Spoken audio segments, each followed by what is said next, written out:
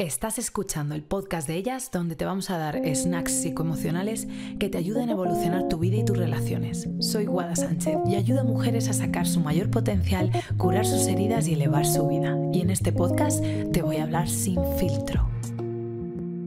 Hola bonicas, hoy tenemos un podcast súper especial, tenemos una invitada maravillosa, estoy súper contenta, que es Celia Betrián. Vamos a hablar con ella de relaciones, de autoestima, de dependencia emocional, así que bienvenida, hermosa. Gracias ganicas. A ti por invitarme. Tengo muchas ganas de que hablemos, de que me cuentes, de que nos cuentes cómo trabajas con tus pacientes y toda la chicha que sacas y estoy segura que va a aportar un montón a todas las mujeres que están aquí al otro solo lado. calidad. Solo calité. Venga, pues cuéntanos con quién trabajas, qué haces, cuéntanos un poquito de ti. Pues yo soy psicóloga, sexóloga y terapeuta de parejas y trabajo pues desde mi casa divulgando en mi Instagram Psicología y Celia sobre pareja, relaciones. Y pues también tengo otro proyecto, voy a meterlo aquí, que es la Revolución de Venus, que es una academia de educación sexual, donde ahí divulgo pues todo lo relacionado, ¿no?, con la sexualidad. Y nada, pues me interesó mucho todo el tema de las parejas, entonces fue cuando quise hacer el máster de terapia de pareja y a eso poco a poco me estoy empezando a meter mucho. Empecé también mucho, ¿no?, con el tema de la autoestima, del amor propio y de ahí, ¿no?, mi libro Amar sin dejar de quererte, y ahora ya sí que quiero darle a full con la terapia de pareja porque la verdad que me encanta el mundo de las relaciones, es fascinante y estoy aprendiendo muchísimo, ¿no?, como teniendo otro enfoque de lo que son realmente las relaciones, de por qué son duraderas, qué es lo que suele fallar y ahí haciendo mucha reparación en terapia de pareja. Qué bonito, o sea que con un montón de proyectos y cosas funcionando, libro, tu Insta súper potente, yo hoy te sigo forever y que no la siga Psicología y Celia, a buscarle. Y qué bueno, pues felicidades por todos esos pequeños hitos y por venir hoy, mil gracias. Así que vamos para allá. Tenía hoy en la cabeza, viendo todo el trabajo que haces y lo que compartes, me encantaría ver ¿qué ves tú desde el otro lado? ¿Cómo ves, cómo de exitosas o exitosos somos a la hora de crear relaciones hoy, nuestras generaciones? Pues mira, veo dos cosas muy importantes. Yo creo que poco a poco estamos yendo un poco como a un extremo. Veo a una juventud que está de verdad muy comprometida en crear relaciones sanas, seguras, que están yendo a terapia por primera vez en la historia, ¿no?, de las generaciones, porque quien antes había ido a terapia, ¿no?, para hablar de temas de pareja. Y sí que veo a muchas personas muy interesadas en mejorar, en crear relaciones mucho más conscientes. Pero después, ¿qué sucede?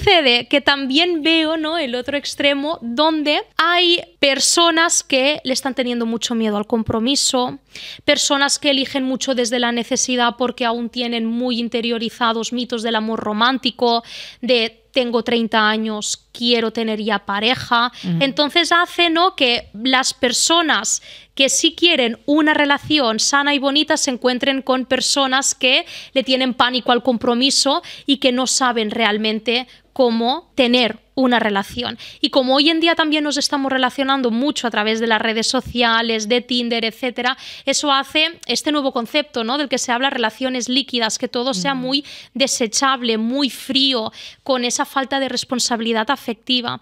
Así que te diría, ¿no?, que hay dos panoramas. Hay uno muy positivo, pero hay otro que quizá ha existido siempre, pero ahora mismo lo estamos viendo mucho más. Y de hecho, no sé si lo has visto, que hay un estudio que dice que dentro de unos años el 40% de mujeres estaremos solteras. Ajá, porque estamos, o quizá pues somos más mujeres, ¿no?, que hombres, y que nos vamos a encontrar con muchas personas que no van a querer relaciones o que incluso están decidiendo estar solteras. Entonces estamos cambiando, ¿no?, un poco ese paradigma de relaciones. Así que bueno, muchas conclusiones realmente son las que estamos viendo en esta generación y lo que veo, ¿no?, un poco en consulta. O sea que parece que hay un poco una transición. Pues sí, sería interesante decirlo así. Entre lo que hemos aprendido y a lo mejor esa herencia noventera que no se caracteriza por habilidades emocionales. Exacto, sí. Y una nueva ola que viene en parte con mujeres como tú que divulgan y mujeres que escuchan a esas divulgadoras y están empezando a a querer construir algo nuevo? Sí, así es.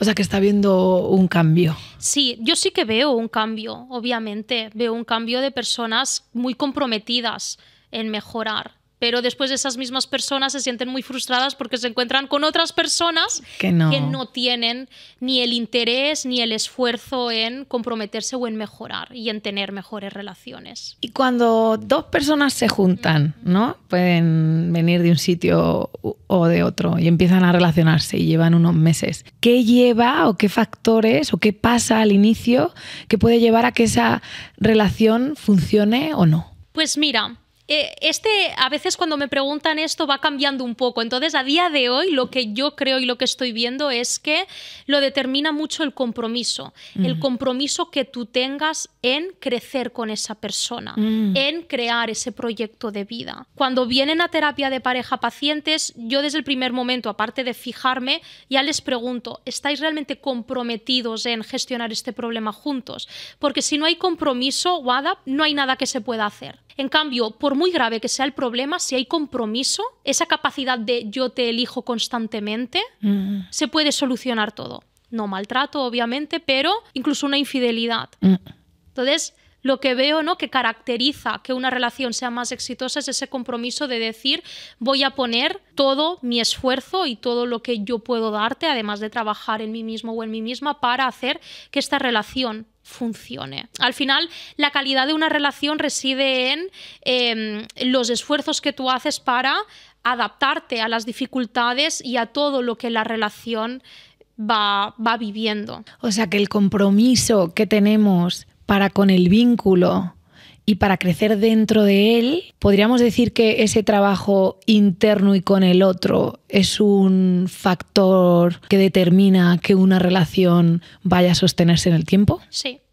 Así es. Porque si yo tengo compromiso en mejorar la relación, voy a hacer todo lo posible para aprender a comunicarme mejor, a expresar mejor mis necesidades, a escucharte, a validarte, a ver cómo podemos solucionar este problema, a ver qué es lo que nos hace falta, a ver cómo podemos establecer un proyecto de vida juntos. Que al final todo esto son pilares claves en una relación. Pero claro, si no hay ese compromiso, ¿cómo realmente creamos esos pilares y esa base? Entonces, podríamos decir que una de las green flags, de las banderas verdes, es encontrarte a alguien que está dispuesto a trabajar en la relación. Exacto. Y a la vez me imagino pues en sí mismo o en sí misma también. Sí. Eso también es muy importante porque lo que sucede, que lo veo también mucho en terapia, tanto individual como de pareja, es que muchas personas se adentran en una relación sin saber y sin entender el impacto que sus propias inseguridades o problemas, ¿no?, que cargan del pasado afectan a la relación. Entonces, claro, por mucho que yo me quiera esforzar en crear la relación, pensar en el otro, si yo no soy capaz de poner esa mirada en mí misma y decir, es que yo estoy cargando con esto que está afectando a la relación, va a ser constantemente, ¿no?, como la pescadilla que se muerde la cola. Te estoy poniendo mucho esfuerzo aquí, pero no obstante no me estoy mirando a mí o cómo lo mío está impactando en la relación. Así que este es un trabajo también muy importante, porque no solo tenemos que esperar que una relación sea un espacio seguro y sanador, sino que también tenemos que intentar, ¿no?, que lo que llevamos dentro, lo negativo, lo dañino, las mierdas, ¿no?, mal hablando, que tenemos, pues que hay que gestionarlas. No puede ser que yo tenga una inseguridad porque mi expareja era una persona súper controladora y yo constantemente te lo proyecte a ti y te diga esto, te tienes que encargar tú de gestionarlo. No.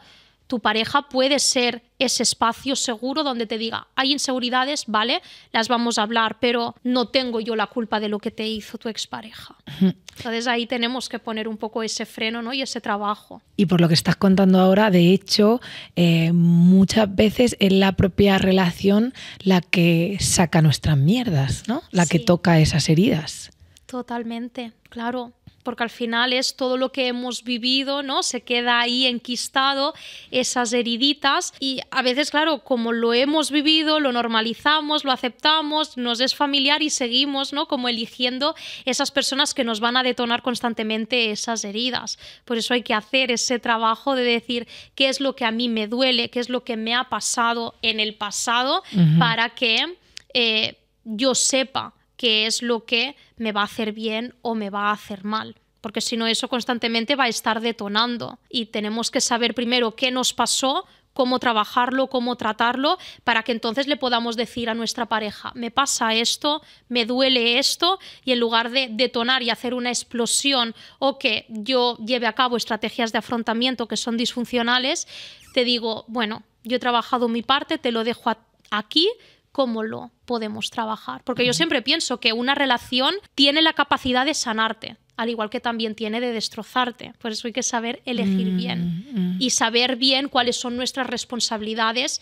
y las responsabilidades de la pareja, porque no es lo mismo. No es yo estoy dañada, encuentro a una persona que es un ángel y ahí ya voy a sanar. Sí y no. Te puedes sanar, pero también necesitas, ¿no?, hacer tú ese trabajo, porque quien está dañada eres tú. Y esas heridas, tu pareja, hay muchas heridas que no va a poder sanarte si no lo haces tú. Y es tu responsabilidad. Exacto. Justo trabajaba estos días haciendo un taller de heridas emocionales y hablábamos justo de lo que dices, de cómo a través de relacionarnos procesamos la información relacional y aprendemos y aparecen esos aprendizajes y esas estrategias o esos patrones que no nos ayudan, que a veces se quedan en nuestra mochila a modo de como metáfora heridas y que al final somos las únicas que nos podemos encargar de ellas. Entonces podríamos decir que una relación es una oportunidad desde la responsabilidad para sanar. Exacto, sí, lo es. Si realmente tenemos ese compromiso, ¿no?, de ver el potencial de la relación, pero para ello tenemos que elegir bien a la pareja, que aquí está un poco también el problema, ¿no?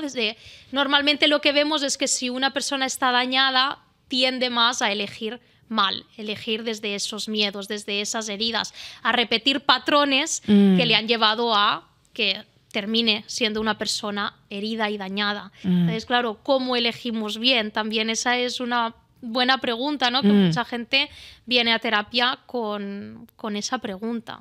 ¿Y cómo elegimos bien, Celia? Pues mira, primero de todo, conociendo bien cómo queremos ser tratadas y tratados de cara a una relación. Y aquí viene mucho trabajo, ¿no?, de autoestima, de concepto, de trabajar todo lo que hemos aprendido que es incorrecto o dañino. Se trata de desaprender para volver a aprender, pero necesitamos saber cómo queremos ser tratados. Pero ¿qué pasa si hemos aprendido que somos personas poco merecedoras de amor, somos personas poco valiosas, somos personas a las que nunca se nos ha escuchado, que a nadie le va a interesar lo que tenemos por decir? Entonces nos presentamos, ¿no?, a los demás con ese concepto tan dañado de yo merezco ser tratada así, entonces acepto y elijo a esas personas que me van a tratar de la misma manera. Pero claro, eso realmente no es como tú quieres ser tratada, es como tú has aprendido a ser tratada. Así que la pregunta real sería, ¿no?, trabajar bien en terapia cómo yo quiero ser tratada para elegir bien a mi pareja. Porque la elección de pareja es una de las elecciones más difíciles y más importantes de la vida. Y conforme dices esto, me vienen a la cabeza perfiles de mujeres con las que trabajamos en las terapias grupales, que les costaría responder esa pregunta. O sea, que tienen dificultad en mirar hacia adentro y preguntarse a sí mismas qué necesitan, cómo necesito ser tratada. ¿Qué le dirías a estas mujeres o qué ves ahí? Pues ahí lo que veo es mucho miedo quizá a la soledad, miedo a estar solas, miedo a ser ellas mismas, porque cuando han querido ser ellas mismas les han dicho que eso no está bien. Y claro, una poco a poco se va anulando. Entonces aquí lo que diría es ir al origen, porque hay una causa realmente para todo esto. ¿Quién te ha tratado así? Porque yo siempre digo, tú te tratas como a ti te han tratado. Si tú vienes de una familia disfuncional o has tenido una experiencia muy negativa con una persona que fue tu figura de apego, fue una persona muy importante, claro, tú aprendes a tratarte de la misma manera que te trataron. Así que yo iría al principio, ¿no? De nuevo, desaprender para volver a aprender. ¿Qué es lo que he aprendido de mí misma? ¿Y por qué? Tenemos que retar todo aquello que hemos aprendido. ¿Y por qué he aprendido esto? ¿Realmente esto es lo que yo quise aprender? ¿Qué me gustaría haber aprendido si ahora tuviera la oportunidad? ¿Qué me hubiera dicho en ese momento? ¿Cómo yo me hubiera tratado? Y claro, cuesta mucho porque es realmente cambiar tu manera de vivir. De vivir. Es decir, wow, es que ¿quién he sido todos estos años? Pero no, por el hecho de que tú hayas crecido así, no significa que ya tenga que ser como algo pesado, ¿no? Que tengas que cargar toda la vida, sino que hay que decir, vale, yo así no quiero ser, no quiero que me traten así. Pero para eso también tenemos que cambiar la mirada que tenemos hacia nosotras mismas. ¿Por qué yo también me estoy mirando así? Es como si, por lo que dices y lo que estás contando, me gusta mucho esto que estás diciendo de me miro como me han mirado, ¿no? Es como si parte de mi identidad se forje a través de mis propios vínculos. Exacto, eso mismo. Entonces, ¿cuál es un trabajo muy importante en terapia? Que tú seas tu propia figura de apego. Todos los referentes que has tenido, que quizá pues han tenido sus errores, te toca a ti ahora ser tu propia figura de apego. En lugar de dejar tu bienestar y tu salud mental en manos de una pareja, que al final no deja de ser una figura de apego. Yo siempre digo que muchas veces pasamos de que nuestros padres o cuidadores sean nuestra figura de apego a que en la edad adulta sea nuestra pareja. Pero ¿qué pasa? Que en ningún momento tenemos que dejar de ser nosotras mismas nuestra figura de apego. Entonces, ¿cómo me gustaría que mi figura de apego me tratara? Pues mira, en este momento me gustaría que fuera compasiva. Pues vamos a ser compasivas con nosotras mismas. En este momento me hubiera gustado que me escucharan. Pues voy a escucharme a mí misma. Y es hacer un poco, ¿no? Como volver al pasado y volver al presente. Darte lo que en el pasado no te dieron. Eso obviamente va a dejar una cicatriz, porque hay cosas del pasado que no vamos a poder cambiar, pero que en el presente sí te des esa medicina que tú necesitaste. La reparación consiste en eso realmente. Y con una misma también, ¿no? Exacto, sí, claramente. Es eso mismo, es ¿qué necesitaría yo en este momento? Si mi pareja no me está escuchando, no me está dando lo que yo le estoy pidiendo, ¿cómo me lo puedo dar a mí? Pues primero escúchate a ti misma, porque si tú tienes la capacidad de escucharte a ti misma, seguramente tendrás una voz más amable que te diga ¿por qué le estás pidiendo a tu pareja que te escuche si no lo está haciendo? ¿Vas a elegir a una persona que no te está escuchando? Pero para eso tenemos que empezar, ¿no? A tener esa relación con nosotras mismas para ser nosotras las que seamos reflexivas, las que seamos nuestra propia madre, ¿no? Que quizá no tuvimos presente, que nos haga esas preguntas de, pero hija, ¿por qué estás con una persona que no te escucha? Es que yo quiero que me escuche. Ya, pero no te está escuchando. Entonces, ¿qué hacemos cuando una persona no nos escucha? ¿Qué hacemos cuando una persona no nos da lo que es lo mínimo, lo básico, ¿no? En una relación? Y es ahí cuando realmente también estamos más preparadas, ¿no? Para saber cómo queremos ser tratadas, que era la pregunta un poco más inicial, y es haciendo toda esta reparación de apego. El ser yo la persona con la que realmente me quiero vincular. Porque lo que sucede es que cuando una persona se trata tan mal, claro, al final vas a elegir a personas que también te tratan mal. Vas a normalizar realmente ese trato. Ese trato. Y desde ahí, desde esa necesidad, pues es muy difícil que se pueda construir una relación más adecuada. A veces lo que necesitamos es simplemente retroceder y decir, hasta que yo no esté bien, no voy a hacer ese proceso de elegir. Porque hay muchas probabilidades de que vaya a elegir mal o a elegir a una persona que me vaya a tratar igual que yo. Me viene la pregunta, un poco creo que en boca de algunas de mis pacientes o preguntas que me suelen realizar, en plan, vale, me tengo que tratar bien, ¿no? Pero ¿cómo lo hago?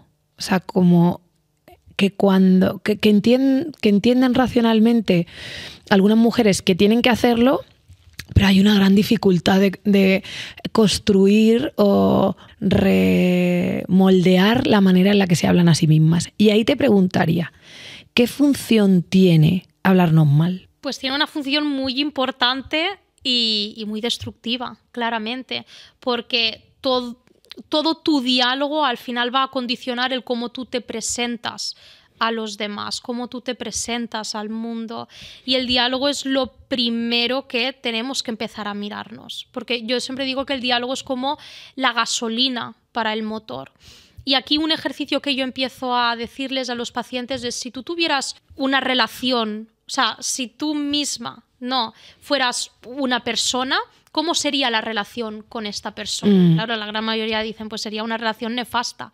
Entonces, claro, les digo, empieza a tratarte como tú tratas a las otras personas, porque estoy segura que tú no eres tan dura con otras personas como lo eres contigo misma. Entonces es empezar a hacer un poco ese cambio Estoy segura que si a tu amiga se le cae el vaso de agua, vas a decir, oye, no pasa nada, venga, recógelo y ya está, lo limpiamos. Pero quizá cuando se te cae a ti, tú eres mucho más dura. Aparece la generalización, es que ves qué torpe soy, es que siempre igual, me pasa lo mismo. Soy una inútil, no sé qué. Entonces hay que intentar ver, ¿no?, que nosotros tenemos una relación con nosotros mismos. Claro. Es la relación más importante, que a veces nos olvidamos. Siempre pensamos, no, me relaciono con todo el mundo ya, pero ¿y contigo mismo cómo te relacionas? Me encanta porque el primer capítulo de este podcast, hace 3 años ya, se llama La relación más importante de tu vida. Exacto. Y va de la relación con una misma. Claro. Es que esta es la relación más importante, claramente, ¿ves? Sí. Pero quizá cuando hemos empezado hay muchas personas que tienen en mente la relación más importante es la que tengo con mis padres, la que tengo con mi pareja, la que tengo con mis hijos. Pero la base, ¿no? ¿Cómo construimos estas mejores relaciones sin una buena relación con nosotros mismos?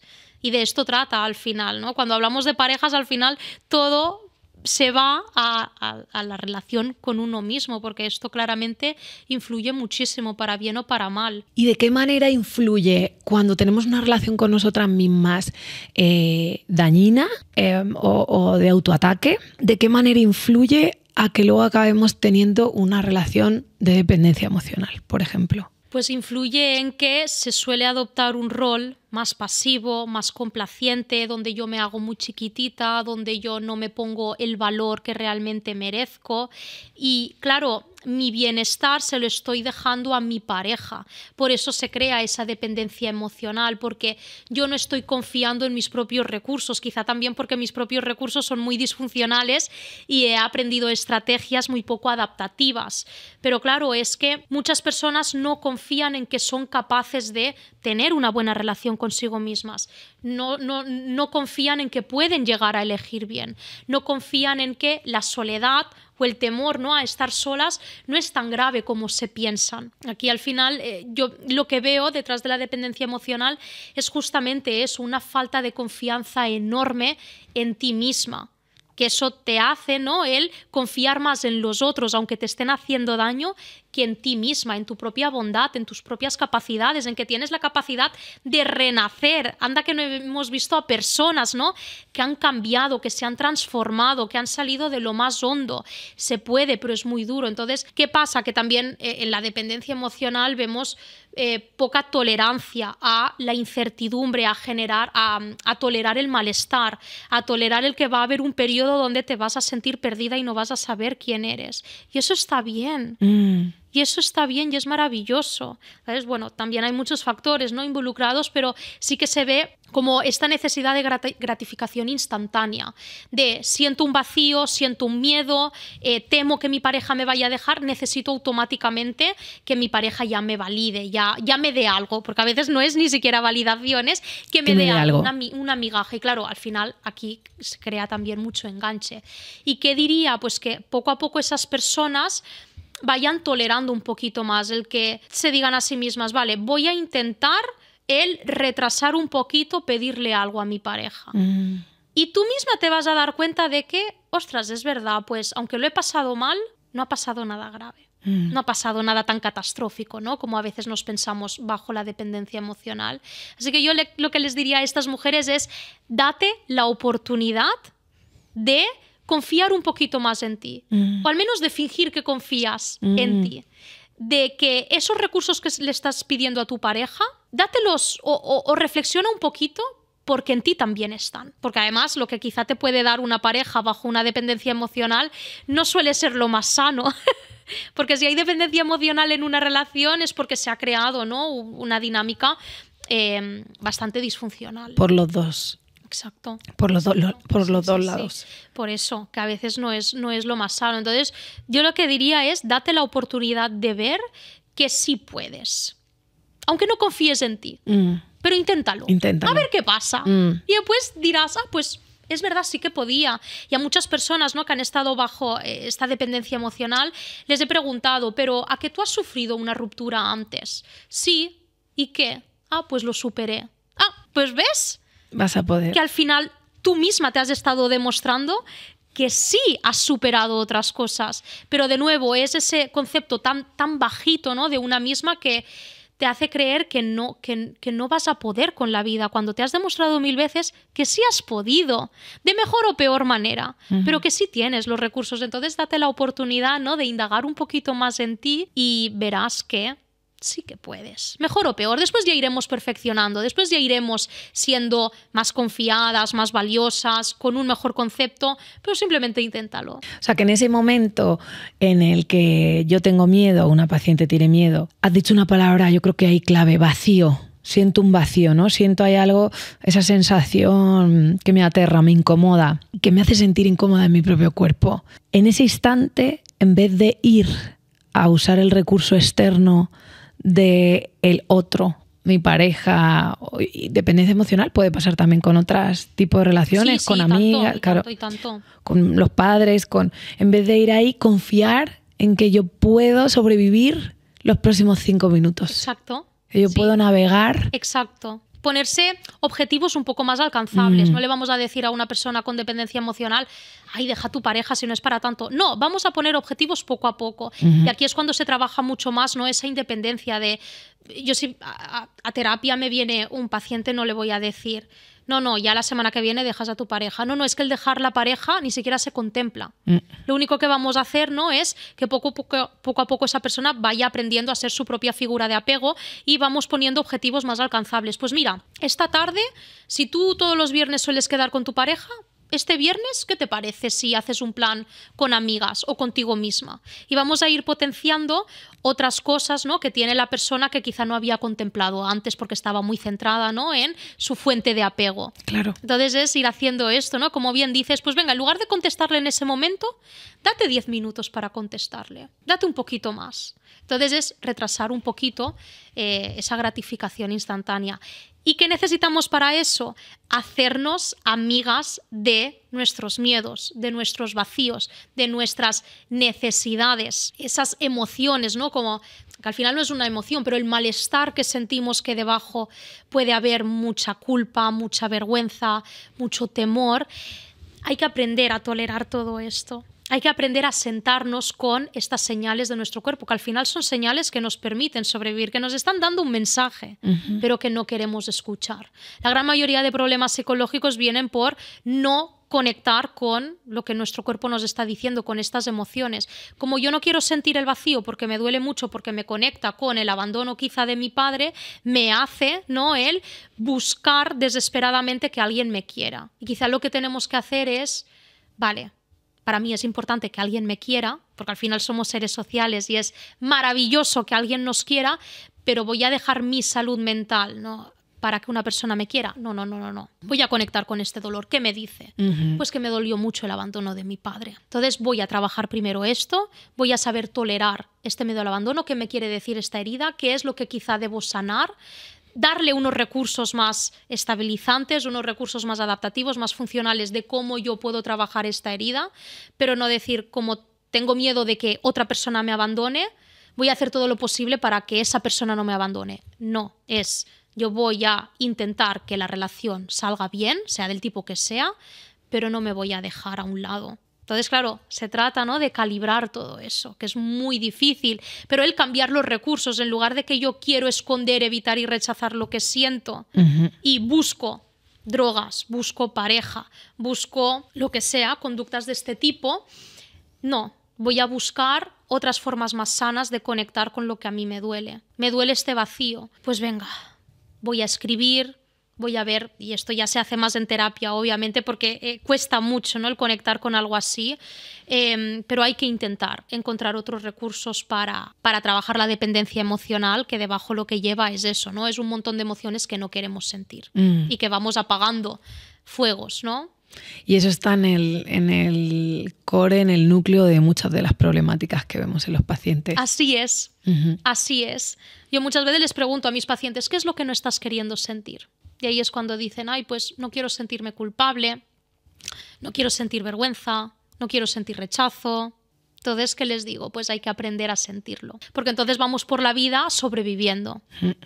Como que parte del trabajo en terapia, y es más, como tú dices, parte de la vida, es aprender a sentir sí, y hacer sentido de eso. Exacto. Es tolerar todo eso. Y en el momento en el que tú te haces amiga de tus emociones, la vida se vuelve de verdad mucho más sencilla, porque estás sobreviviendo, estás constantemente, ¿no?, en hiperalerta o bueno, con otros recursos, con otras estrategias para no sentir lo que estás sintiendo, que al final es inevitable. Es como si me dijeras, no, es que yo no quiero que llueva porque odio la lluvia. Imagínate qué paralizante sería. Hoy, por ejemplo, que llueve, sí. No, pues ya no puedo ni salir a desayunar, no puedo venir al podcast porque odio la lluvia. Me genera un malestar enorme. Claro, te limita mucho. Estás a modo supervivencia porque tu vida depende de que llueva o no llueva. Pues esto es un poco lo que hacemos con las emociones, que tu vida depende de no sentir algo. Y al final hacemos la teoría del elefante rosa. Hacemos un llamamiento, no pienses en un elefante rosa. ¿Qué pasa? ¿Qué piensas en el elefante rosa? Claro. Automáticamente. Entonces, yo no quiero que me abandonen, yo no quiero que me rechacen, yo no quiero sentirme culpable. Y tu cuerpo pues te dice, pues hola, aquí estamos, ¿no? Y al final las emociones lo único que quieren es ser escuchadas. Es que las escuchemos. Me siento rechazada, ostras, pues duele un montón. Sentirse rechazada. Sí. Sentir que tu pareja te puede abandonar o que tu pareja te ha decepcionado. Duele muchísimo, pero hay que aprender a tolerarlo. Porque la vida es así, nos van a rechazar, nos van a abandonar, nos vamos a sentir culpables, vamos a sentir vergüenza, pero todas estas emociones tienen una función y nos han permitido sobrevivir a día de hoy. Entonces es una locura, ¿no? Pues a nivel psicológico el no querer aceptarlas, no querer tolerarlas, porque entonces, ¿qué va a ser de la vida si no contemplamos algo que durante tantos años nos ha hecho sobrevivir? Yo creo que el problema muchas veces viene de sentir el abandono, sentir el rechazo y luego al intentar hacer sentido de eso, que aparezca el autoataque. Me acaban de rechazar porque yo no valgo. Exacto. O no me están prestando atención porque tendría que hacer más. Y esa conclusión es la que se cronifica, se convierte casi en una gafa desde la que empiezo a ver la vida. Exacto. Y es mucho más terrorífico verla desde ese lugar. Y cada vez que esa emoción puede aparecer de nuevo, es como, no quiero conectar con eso. Sí, muy importante este punto porque es verdad, al final lo que yo sentí me conecta a una experiencia que yo viví. Porque me dijeron, ¿no?, que cuando yo lloraba o me sentía triste, me decían que era una inútil por sentirme triste. Entonces, claro, para mí la tristeza significa que me van a castigar. Entonces, claro, no puedo permitirme conectar con la tristeza porque significa que soy una inútil. Y es cierto, y ahí es cuando no tenemos que hacer mucho trabajo también del concepto que tenemos de nosotros mismos, el entender que todo eso que hemos aprendido pues no es justo, no es lo que nos merecemos, no es realmente quién somos. Quién somos solo lo sabemos nosotros. Y empezarnos a contar otra historia a nosotras mismas, exacto, ¿no? Sobre exacto, qué significa ser quienes somos y qué significa sentir. ¿Qué significa sentir esto? Tu rechazo. Exacto. O qué significa exacto, sentir tu crítica o tu juicio. Sí. El desligar las emociones de las creencias, crear otro sistema de creencias. Que yo me sienta triste, lo voy a mirar desde una mirada más compasiva y si me siento triste me voy a decir, no eres una inútil por sentirte triste, es completamente normal cuando algo te duele, cuando estás viviendo una pérdida, cuando has sufrido una decepción.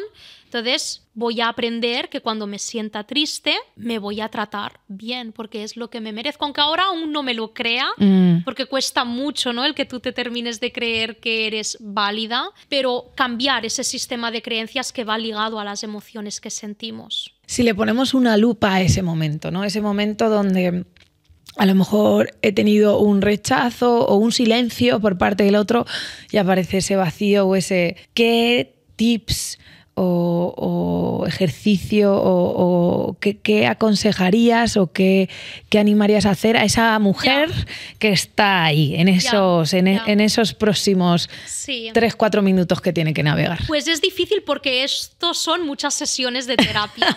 Esto es lo que llamamos, ¿no?, en terapia pues la fase de regulación, que es cuando tú le enseñas al paciente a regularse a sí mismo en el momento en el que han dado, ¿no?, ahí en el clavo, donde ha habido un detonante. Entonces ahí es aprender técnicas de regulación. ¿Qué significa así como para decir algo? Es que tú, primero de todo, identifiques qué es lo que estás sintiendo. ¿Cuál es la emoción? Ponerle un nombre. Ostras, esto me está haciendo daño. ¿Qué es?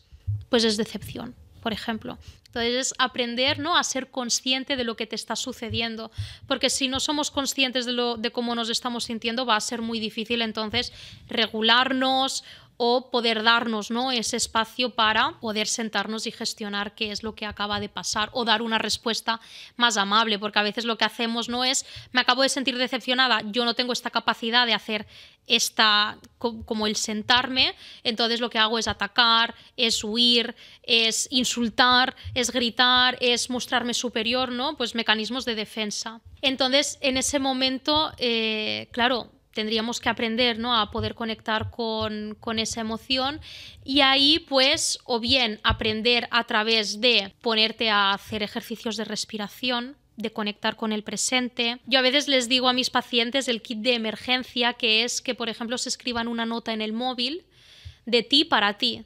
Hola, tal. Sé que ahora mismo acabas de conectar con un dolor, con esta emoción, te duele mucho, es normal. Recuerda que no es tu culpa, es algo que has aprendido a sentirte así, nada de esto significa que tu pareja te esté haciendo daño adrede o que tú ahora mismo tengas que insultarte, no pasa nada, venga, respira un poco, o sea, como dar un recurso en ese momento, ¿no?, que te ayude a tener como otra visión de lo que está sucediendo. Pero claro, eso es lo más difícil realmente de terapia, porque es controlar o gestionar una situación que te ha detonado durante muchísimos años. Y eso es regular, aprender a regularse y aprender otras maneras de responder.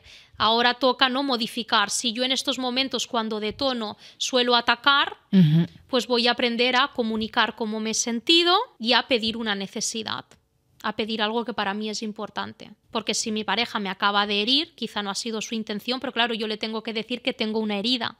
Si yo le ataco, él no va a saber que yo tengo una herida. Claro. Y quizá entonces pues se arma la de Dios. Entonces, no, voy a sentarme, voy a conectar con lo que ha pasado, me he sentido así, esto me duele, sé que no ha sido tu intención, pero por toda mi historia me pasa esto.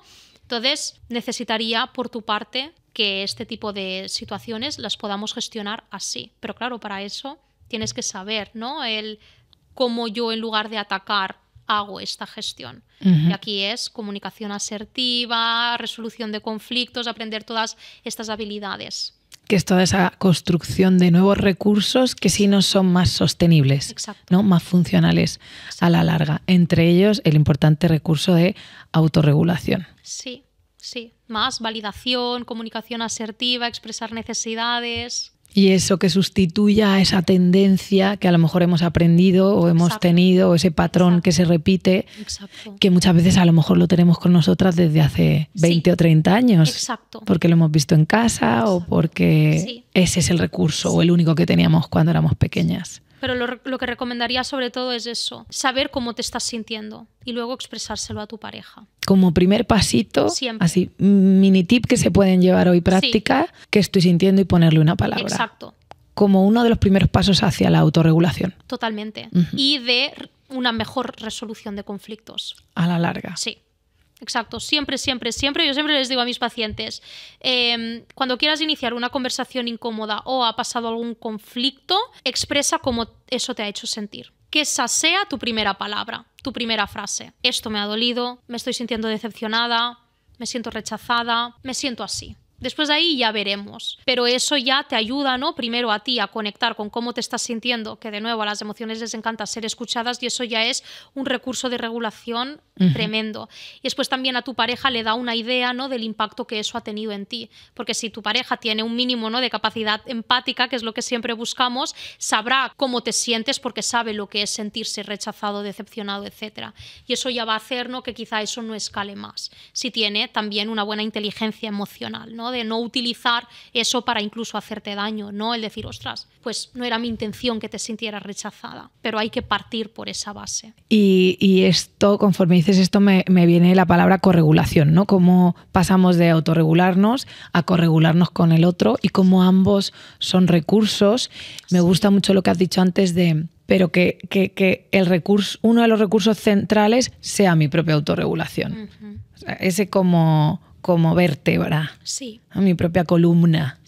Y luego desde esa autorregulación mi corregulación va a ser más efectiva. Sí, Es que eso es muy importante. Sí que es cierto que a veces en terapia de pareja, si a una persona le cuesta mucho, ¿no?, el regularse, en terapia de pareja lo que trabajamos es, oye, a la pareja, ¿qué te parece si tú le ayudas a que ella pueda ser capaz de regularse? De cuando ves que tu pareja quizá está a punto de explotar, le está costando mucho regularse, que tú seas la persona que le diga, oye, necesitas regularte. Respira. Y a veces aquí ponemos como una palabra de emergencia, algo súper aleatorio como gato. Que eso significa el oye. Tengo la herida abierta. Exacto. Y eso a la persona, o tienes, ¿no?, la herida abierta. Le da a entender de, vale, estoy a punto de detonar, gracias a mi pareja me estoy dando cuenta, venga, y vamos a relajarnos. Pero entre los dos también, claro, es que al final cuando has sufrido, por ejemplo, una relación de maltrato, empiezas una nueva relación, es muy normal que todo esto sea muy nuevo y tu pareja ya no solo puede ser corregulador, sino también te puede ayudar a decir, ¿qué está pasando aquí? Para que a ti te ayude, ¿no?, a decir, vale, ahora necesito autorregularme y que poco a poco tú ya sea algo que vayas automatizando más. Porque al final también entiendo que para la pareja el estar 10 años, ¿no?, diciéndote, oye, puede ser muy agotador, pero al inicio es algo que se utiliza mucho y que yo recomiendo a las parejas. Ahí aparece esa dependencia sana. Exacto, la interdependencia.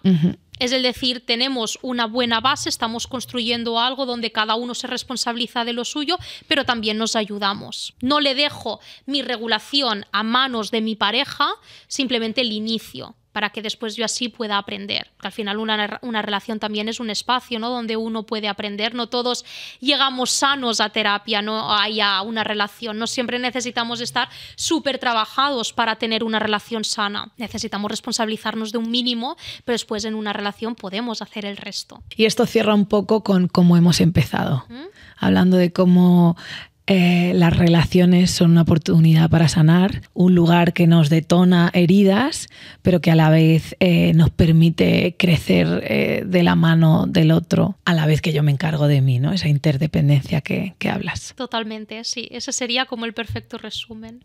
Pues hermosa, mil gracias por estar aquí. Qué gustico la conversación. Sí. Cuánto nos has contado, cuánta buena chicha, ejercicio. Calidad. Sí. Así regalito para inicio de año. Y pues mil gracias, hermosa, mil gracias por estar aquí. A ti. Y a todas, mil gracias por estar aquí un día más. Feliz de tener a estas compañeras en las entrevistas, qué maravilla. Y nos vemos muy pronto con más snacks psicoemocionales sin filtro.